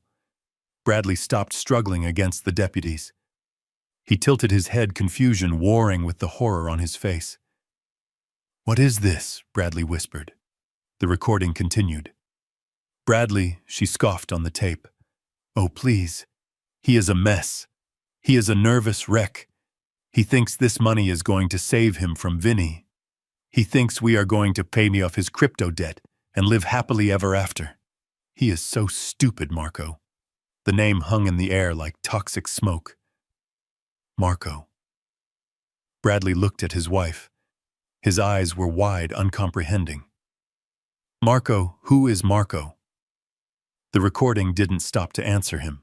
"He actually believes the pregnancy is the reason I am so stressed," the voice continued. "He thinks he is protecting his unborn child." And then came the laugh. That cruel, tinkling laugh that sounded like glass breaking. Of course it is not his. Bradley hasn't touched me in months. He is too busy staring at Bitcoin charts and drinking scotch to perform. The baby is yours, Marco. And soon we will be too. The world seemed to stop for my son. I watched the life go out of his eyes. The defiance, the anger, the arrogance, it all vanished. He slumped against the refrigerator, held up only by the grip of the deputies. He looked at Tiffany's stomach. The stomach he thought held his future. The stomach he was going to prison to protect. "It is not mine," he whispered. The words came out like a child asking why the sun went down. "You aren't pregnant with my child." The recording delivered the final blow. The second the funds transfer. "I am wiring $5 million to the offshore account. I am booking a flight to Milan. Bradley is dead weight. Let Vinny break his legs. I don't care." The recording ended with a click. The silence that rushed back into the room was deafening. It was the silence of a life being completely and utterly dismantled. Bradley stared at Tiffany. He looked at her as if he had never seen her before. He looked at her not as a wife, not as a partner, but as a monster. A parasite that had hollowed him out from the inside. "You," Bradley stammered. "You were going to leave me. You were going to steal the money and leave me here to die." Tiffany looked around the room. She saw the disgust on the sheriff's face. She saw the cold judgment in Jerry's eyes. She saw the utter lack of mercy in mine. She realized the act was over. The victim card had been played and rejected. There was no way out. So she dropped the mask. Her face changed. The fear vanished, replaced by a sneer of pure contempt. She straightened her spine. She looked at Bradley with eyes that were hard as flint. "You idiot," she spat. Her voice was venomous. "Of course I was going to leave you. Look at you. You are a loser, Bradley. You have always been a loser. You lost your own money. You lost your father's respect. And now, you have lost your freedom." She laughed again, and it was an ugly sound. "Did you really think I loved you?" she asked. "I loved the house. I loved the credit cards. I loved the idea of the inheritance. But you are pathetic. You couldn't even steal from a senile old man without getting caught." Bradley let out a sound that wasn't quite human. It was a guttural roar of pure, unadulterated rage. It was the sound of a man who realizes he has burned down his entire world for a lie. "You witch!" he screamed. He surged forward. The strength of his fury was so sudden, so explosive, that it caught the deputies off guard. He tore one arm free from their grip. He lunged across the kitchen, his eyes fixed on Tiffany's throat. He wasn't thinking about prison. He wasn't thinking about the police. He just wanted to destroy the thing that had destroyed him. His hand, the same hand that had slapped me yesterday, reached out, fingers hooked into claws, aiming to crush the life out of the woman who had played him for a fool. Tiffany screamed, stumbling back against the counter, knocking over a crystal vase that shattered on the floor. But the deputies were fast. They recovered instantly. 3 of them tackled Bradley from behind, slamming him onto the hardwood floor just inches from Tiffany's feet. His face hit the floor with a sickening thud. "Let me go," Bradley howled, thrashing against the weight of the officers. "Let me kill her. She ruined everything. She ruined my life." I stood there watching my son writhing on the floor, foaming at the mouth with hatred. I watched Tiffany pressed against the cabinets, breathing hard, her eyes wide with terror, but her face still twisted in disgust. This was my family. This was the result of 40 years of work. A son who was a criminal, a daughter-in-law who was a predator, and a house filled with broken glass and broken lives. Jerry walked over to where Tiffany was standing. He opened his briefcase again. He pulled out a single sheet of paper. "You might want to save your breath, Tiffany," Jerry said calmly over the sound of Bradley's screaming. "You aren't going to Italy. And you aren't going free." Tiffany looked at him confused. "I didn't sign anything," she said, her voice shaky but defiant. "You can't arrest me for having an affair. Being a bad wife isn't a crime." "No," Jerry said. "It isn't. But conspiracy to commit kidnapping is." He held up the paper. "I think we need to talk about the nursing home, Tiffany. Specifically the contract you signed yesterday. The kitchen was a war zone of shattered glass and shattered lives." My son was pinned to the floor, his cheek pressed against the hardwood, the weight of 3 deputies keeping him immobilized. He was panting, spitting, making sounds that were no longer words, but just raw, animalistic noises of defeat. The expensive suit I had paid for was ruined, twisted and stained, a perfect metaphor for the man wearing it. Tiffany saw the writing on the wall. She saw her husband neutralized, and her survival instinct, that cold and reptilian part of her brain, took over completely. She didn't look at Bradley. She didn't check to see if he was hurt. She looked at the French doors leading to the patio. The exit. She lunged. For a woman in high heels and a silk robe, she moved with surprising speed. She grabbed her purse from the counter and sprinted toward the glass doors, her eyes fixed on the freedom of the backyard. She probably thought she could make it to her car. She probably thought she could drive away before the net closed. But she forgot about Jerome Katz. Jerry didn't run. He didn't shout. He simply took 2 large steps to his right and placed his solid frame directly in her path. He moved with the effortless confidence of a man who had spent 40 years blocking hostile takeovers and legal threats. He was a wall in a 3-piece suit. "Going somewhere?" Tiffany, Jerry asked, his voice calm and terrifyingly polite. Tiffany skidded to a halt, her chest heaving. She looked left. She looked right. There was nowhere to go. She backed up, clutching her purse to her chest like a shield. "Get out of my way," she hissed. "I am leaving. I am not under arrest. You heard the sheriff. I didn't sign the loan papers. That was all Bradley. You can't hold me here. This is kidnapping." Jerry chuckled. It was a dry, dusty sound. "Kidnapping," he repeated, savoring the word. "That is an interesting choice of words, Tiffany. Very interesting indeed. Because while you are technically correct that you are not under arrest for bank fraud, the morning is still young."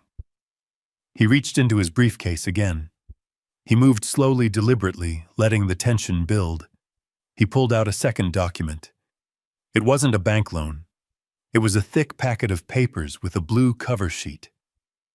"You see," Jerry said, stepping closer to her, forcing her to back up until she hit the kitchen island. "We aren't just looking at the money. We are looking at the timeline. We found this in your email outbox, Tiffany, sent yesterday at 4 in the afternoon." He held the document up. The logo at the top was a stylized pine tree. Shady Pines Extended Care Facility. Tiffany's eyes went wide. Her mouth opened, but no words came out. "This is an admission agreement," Jerry explained, turning the page so the sheriff could see it. "It is a contract to involuntarily commit one Lawrence Sullivan to a secure hospice unit in rural Alabama. It outlines the transport details. A private medical van was scheduled to pick him up today at 4. He turned another page. "And here is the interesting part," Jerry continued. "The reason for admission is listed as advanced dementia and violent psychosis. It says the patient is a danger to himself. It authorizes the use of heavy sedation for transport. Jerry looked at me, then back at Tiffany. Lawrence doesn't have dementia, Tiffany. He just beat you at your own game. But if that van had shown up and if he had been sedated as you requested, he would have disappeared. He would have been locked in a room 3 states away, unable to call for help, unable to access his money, waiting to die. Tiffany was shaking her head frantically. No, she whispered. No, that was Bradley. Bradley wanted him gone. I just helped with the paperwork. Jerry flipped to the last page. He pointed to the signature line at the bottom. Is that Bradley's signature, Tiffany? He asked. We all looked. The signature was flowing and elegant. It was unmistakable. No, Jerry said. That is your signature. You signed as the guarantor. You signed as the primary contact.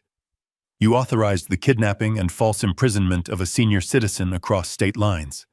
That is a felony, Tiffany. And in the state of Georgia, conspiracy to commit kidnapping carries a mandatory minimum sentence that will make you very old by the time you see the Amalfi Coast again. Tiffany dropped her purse. It hit the floor with a heavy thud. She looked at the paper as if it were a venomous snake. The color drained from her face, leaving her looking gray and aged. She realized then that there was no Italy. There was no Marco. There was only a concrete cell and a prison jumpsuit. Sheriff Higgins nodded to one of the remaining deputies. Cuff her, the sheriff said. Tiffany screamed as the deputy grabbed her arm. It was a high, thin sound of pure terror. No, she shrieked. I am pregnant. You can't arrest a pregnant woman. I stepped forward then. I walked past the silver platter of bacon. I walked past the broken vase. I stood right in front of her as the deputy clicked the handcuffs onto her wrists. You are not pregnant, Tiffany, I said softly. I heard you on the balcony. Remember. You told Marco the baby was his, but we both know there is no baby. It was just another lie to keep Bradley on the leash. Just another lock on the cage you built for my son. She stared at me with pure hatred, her lips pulled back in a snarl, but she didn't deny it. She couldn't. The truth was out, and it was stripping her bare. I turned away from her. She wasn't worth my anger anymore. She was just a bad memory that was being carried out to the trash. I looked down at the floor. Bradley was lying there, his face pressed against the cold wood. He had stopped struggling. He wasn't screaming anymore. He was weeping. Great heaving sobs that shook his entire body. He had heard everything. He had heard about the nursing home. He had heard about the sedation. He had heard that his wife, the woman he tried to destroy me for, had signed the order to have me hauled away like garbage. He looked up at me. His face was a mess of tears and snot. His eyes were red and swollen. He didn't look like a businessman. He didn't look like a fictional. He looked like a little boy who had broken his favorite toy and couldn't fix it. Dad, he choked out. Dad, I didn't know. I swear I didn't know she signed that. I just wanted the money. I didn't want you to die. I looked down at him. I looked at the son I had raised. I remembered teaching him to ride a bike. I remembered his high school graduation. I remembered the pride I felt when he joined the company. And then I remembered the slap. I remembered the look in his eyes when he told me I was old and useless. You didn't want me to die. I repeated, my voice flat. You just wanted me gone. You wanted me out of the way so you could pay for your mistakes with my life's work. I crouched down just a little so he could see my face clearly. You were going to send me to a hospice, Bradley. A hospice is a place where people go to end their journey. It is a waiting room for death. I pointed a finger at his chest. I built this empire with sweat and blood. I drove trucks until my back gave out. I fought for every contract, every dollar, so that you would never have to know what it felt like to be hungry. I gave you a life of comfort. I gave you a future. My voice rose trembling with a rage I had held back for 24 hours. And this is how you repay me, I said. You hit me. You forged my name. And you tried to throw me into a rat hole in Alabama to rot while you played big shot with money you didn't earn. Bradley flinched as if I had hit him. He squeezed his eyes shut, the tears leaking out. I am sorry, he wailed. I am so sorry. I was scared. Vinny, he said he would kill me. I was desperate. Dad, please. You have to help me. He tried to reach out to me, but the handcuffs held him back. He dragged himself an inch across the floor, scraping his expensive suit. Dad, please, he begged, his voice high and thin. I am your son. You can't let them take me. I will go to prison. I will die in there. Fix it. Please, Dad. Fix it like you always do. I stood up. I looked at Jerry. I looked at the sheriff. They were waiting for me. They knew I had the power to stop this. I could drop the charges. I could pay off the debt. I could make it all go away with a stroke of my pen. I had $45 million in assets. I could save him. Bradley saw the hesitation. He saw the father in me warring with the judge. Help me, Daddy, he whispered. It was the word that did it. Daddy. He hadn't called me that in 30 years. He used it now as a weapon. He used it to manipulate me just like Tiffany had manipulated him. I looked at the breakfast table. The food was cold. The coffee was spilled. The house was a wreck. I took a deep breath. I felt the ghost of Patrice standing beside me, her hand on my shoulder. She would have forgiven him. She would have saved him. But Patrice was gone. And the man standing in the kitchen wasn't just a father. He was a man who had finally learned that some debts cannot be paid with money. I looked down at my son one last time. I can fix it, Bradley, I said softly. Hope flared in his eyes. He stopped crying. But I won't. The silence that followed the chaos was heavier than the noise. The police cars had pulled away, their lights flashing against the morning sun. The neighbors who had gathered on the sidewalk with their phones out had eventually dispersed, taking their gossip with them. The front door was closed. The handcuffs were gone. And for the first time in 20 years, I was completely alone in the house I had built. I stood in the kitchen. It looked like a crime scene, which I suppose it was. The shattered crystal vase still lay in shards near the counter. The coffee stain on the floor where Bradley had spilled his mug was beginning to dry, a dark, sticky map of his failure. The breakfast was still there. The mountains of pancakes had collapsed into soggy mounds. The bacon was cold, the grease congealing on the silver platter. The steam was gone. The warmth was gone. I walked over to the head of the table and sat down. My chair. The chair Bradley had tried to claim. I picked up a piece of bacon. It was stiff and cold. I put it in my mouth and chewed. I expected it to taste like victory. I expected it to taste like justice. Instead, it tasted like ash. It was bitter, salty, and hard to swallow. I looked at the two empty chairs where my son and his wife had sat just an hour ago. I looked at the knife still buried in the cutting board. I realized then that I wasn't living in a home anymore. I was living in a museum of bad memories. Every corner of this house was tainted.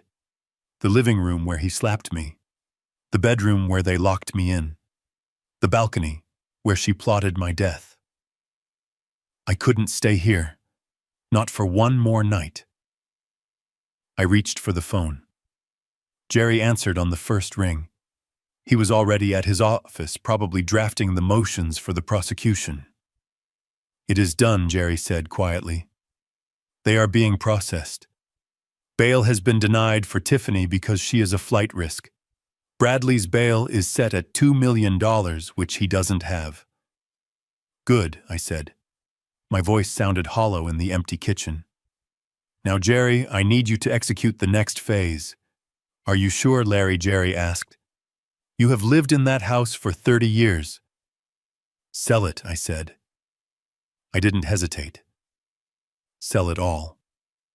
The house, the cars, the furniture, even the silver. I don't want any of it. I want it listed by noon. I want an estate sale for the contents by the weekend. Liquidate everything. And the money, Jerry asked. Put it in the new trust, I said. The one we discussed. Not a penny goes to Bradley. Not a penny goes to his defense. Secure it so tight that even God himself would need a password to get in. Consider it done, Jerry said. Where will you go? I looked out the window at the rose garden I had tended for so long. I am going fishing, Jerry. I am going to find a cabin by the lake. Somewhere quiet. Somewhere with no cell reception and no guest rooms. 1 week later, I stood in the visiting room of the county detention center. It was a stark contrast to my kitchen. The walls were painted a depressing shade of green. The air smelled of industrial cleaner and stale sweat. I sat on a metal stool separated from the other side by a thick pane of reinforced glass. When the door on the other side opened, I almost didn't recognize him. Bradley walked in. He was wearing an orange jumpsuit that was too big for him. He had lost 10 pounds in 7 days. His skin was sallow, his eyes sunken and rimmed with red. He hadn't shaved. He looked like an old man. He looked like me, but without the spine. He sat down slowly, wincing as if his body hurt. He wouldn't look me in the eye. He stared at his hands, which were folded on the metal ledge. Pick up the phone, Bradley, I said into the receiver. He flinched at the sound of my voice. Slowly he reached out and picked up the black handset. He held it to his ear, his hand trembling. Dad, he whispered. I didn't answer. I just looked at him. I looked for the arrogance. I looked for the son who had commanded me to make him coffee. It was all gone. All that was left was fear. Why, he asked. His voice broke. Why are you doing this? Why are you so cruel? You could have bailed me out. You could have hired me a lawyer. You have millions. Why are you letting me rot in here? I leaned forward. I pressed my hand against the glass right where his face was reflected. Cruel, I repeated. You think this is cruel? I touched my jaw. The bruise from his slap had faded to a dull yellow, but I could still feel the phantom sting of it. Cruel is locking your father in a room. Cruel is planning to sedate him and ship him off to die so you can pay a gambling debt. Cruel is letting your wife mock the man who fed you. I paused, letting the words sink in. You want to know why I am doing this, Bradley? Because the moment your hand connected with my face, something broke. It wasn't my jaw. It was the illusion. He looked up, then tears streaming down his face. The illusion that I could save you from yourself, I continued. The illusion that if I just gave you enough money, enough chances, you would eventually become a man. But that slap woke me up. It killed the indulgent father. It killed the man who forgave everything. I straightened my back. The man sitting in front of you isn't your daddy anymore, Bradley. I am Lawrence Sullivan. I am a businessman. I am a man who believes in contracts and consequences. You broke the contract of our family. You declared war on me, and now you are paying the reparations. But I am your son, he sobbed. Doesn't that mean anything? It means you owe me a life, I said. It means I gave you everything and you tried to take the rest. You owe society a prison sentence for the fraud, but you owe me for the betrayal. And that is a debt you can't pay with money. I stood up. The visit was over. I had seen upon what I needed to see. I had said what needed to be said. Wait, Bradley cried, pressing his face against the glass. Don't leave me, please. I am scared. I don't know what to do. I reached into the pocket of my coat. I pulled out 2 items I had brought with me. I slid them through the metal slot at the bottom of the window. The first was a small leather-bound book, a Bible. It had belonged to his grandfather. The second was a photograph. It was an old picture, slightly faded. It showed a young woman holding a baby boy. She was smiling, looking down at the child, with pure, unadulterated love. It was Patrice. It was his mother holding him on the day he was born. "Take these," I said. Bradley looked at the items. He picked up the photo with trembling fingers. "Read the book to find forgiveness," I said, "because you won't get it from me. And look at that picture every day. Remember the woman who loved you. Remembers that she isn't here to see what you became. Be grateful for that." I hung up the phone. I didn't wait for him to respond. I didn't look back. I turned and walked toward the heavy steel door. Behind me, I could hear him tapping on the glass, calling out a muffled sound that faded with every step I took toward the exit. I walked out into the bright afternoon sun. The air was fresh. The sky was blue. I walked to my car, got in, and started the engine. I didn't drive back to the mansion. I drove toward the highway, toward the lake, toward the rest of my life. The coffee in my mug isn't the expensive imported blend Bradley used to order. It is a simple roast from the general store down the road, but it tastes better. It tastes like peace. I sit on the porch of the cedar cabin watching the morning mist rise off the surface of Lake Lanier. The air here smells of pine needles and damp earth, not floor wax and stale ambition. This was the place Patrice and I had always talked about. We spent 40 years chasing the big house on the hill, the crystal chandeliers and the marble floors, thinking that was the finish line. We were wrong. This is the finish line. A small wooden dock, a fishing boat, and a silence so profound you can hear your own heartbeat. It has been exactly 1 year since the police dragged my son out of my kitchen. 1 year since the mansion was sold. 1 year since I dismantled the life everyone thought I should want and built the life I actually needed. I don't look back often, but I keep the books. A good businessman always knows where his assets and his liabilities are. My liabilities are currently serving time or serving tables. Bradley pled guilty. He didn't have a choice. The evidence Jerry and I compiled was a mountain of steel that no lawyer could climb. He was sentenced to 8 years in a federal correctional facility for bank fraud and aggravated identity theft. 8 years. He will be 46 when he gets out. He will have missed the prime of his life. He will have missed the chance to build something real because he was too busy trying to steal something fake. I don't visit him often, maybe once every few months. He has stopped asking for money. He has stopped blaming me. He spends his days working in the prison laundry, folding sheets, learning the value of labor for the first time in his life. He looks older. He looks tired. But for the first time in decades, he looks real. The arrogance has been scrubbed away by the harsh soap of consequences. And Tiffany. I took a sip of coffee, letting the warmth spread through my chest. My private investigator sends me a report every quarter. It is a short document, but it tells a long story. Tiffany didn't go to Italy. She didn't find Marco. When the money dried up, so did the romance. She is currently working double shifts at a diner off the interstate in Macon. She lives in a studio apartment above a laundromat.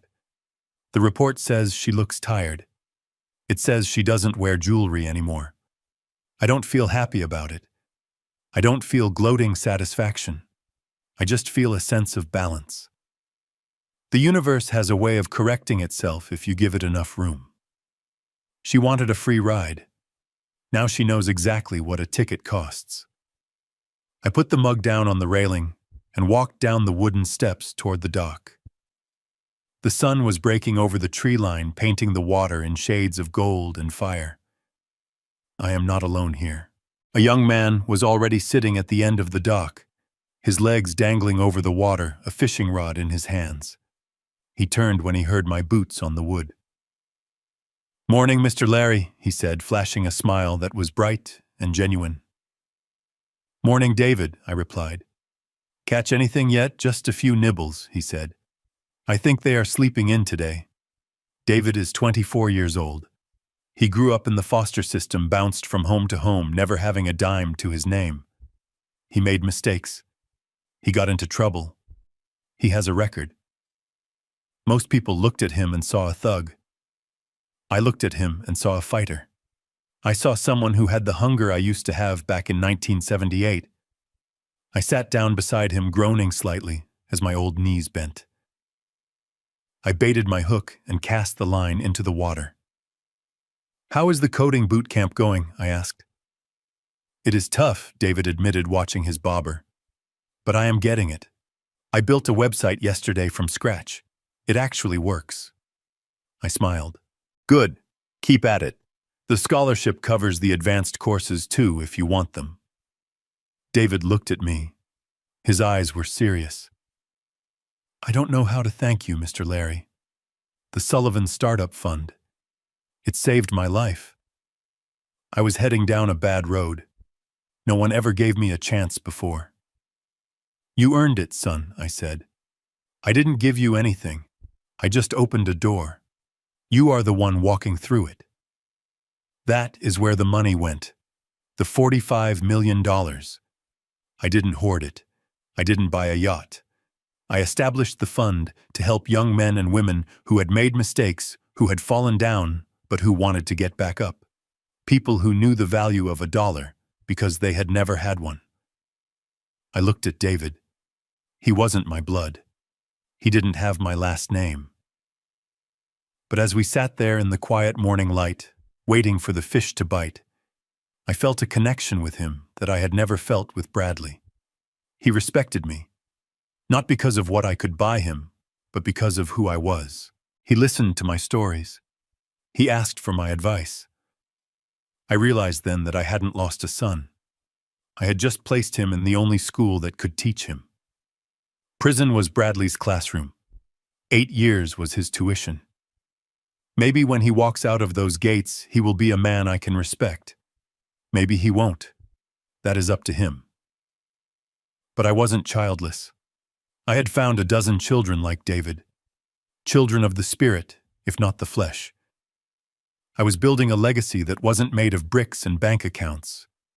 It was made of second chances. My bobber dipped below the surface. A sharp tug on the line. "I got one," I said, reeling it in. David laughed, grabbing the net. "Look at that, Mr. Larry. You still got the touch." We pulled the base onto the dock. It was a beauty, shimmering silver and green in the sun. We admired it for a moment, then I carefully removed the hook and lowered it back into the water. It flicked its tail and disappeared into the depths. "Let it grow," I said. I wiped my hands on my jeans and looked out across the lake. The water was calm. The world was quiet. The chaos of the past year felt like a bad dream that had finally faded with the sunrise. People talk about revenge. They say it is a dish best served cold. But they are wrong. Revenge is hollow. It eats you up inside. It keeps you tied to the people who hurt you. What I did wasn't revenge. It was correction. It was gravity.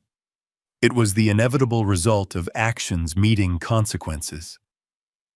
I looked at the scar on the palm of my hand, a reminder of years of hard work. I touched the faint line on my jaw where my son had struck me. It didn't hurt anymore. The wound had healed. I took a deep breath of the pine-scented air. Justice is not about vengeance.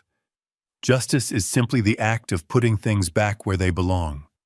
The thief in prison, the predator in the cold, and the old man, the soldier who fought his final war, and one sitting on a dock in the sun. I picked up my fishing rod and cast the line out again, watching it arc through the blue sky. I am Lawrence Sullivan. And finally, for the first time in a long time, I am resting. This journey taught me that the greatest inheritance we leave our children isn't money, but character. I spent 40 years building a fortune to protect my son, only to realize I had crippled him. By shielding him from struggle, I robbed him of strength. True love isn't about giving everything. It's about teaching the value of earning it. Justice wasn't about punishing Bradley. It was about finally letting him face the consequences he had avoided his whole life. It is never too late to correct a mistake, even if that mistake is your own child. If Lawrence's story resonated with you, please hit that like button and subscribe for more tales of justice and redemption. In the comments below, tell me, would you have forgiven Bradley, or did Lawrence make the right call? I read every single comment. Until next time.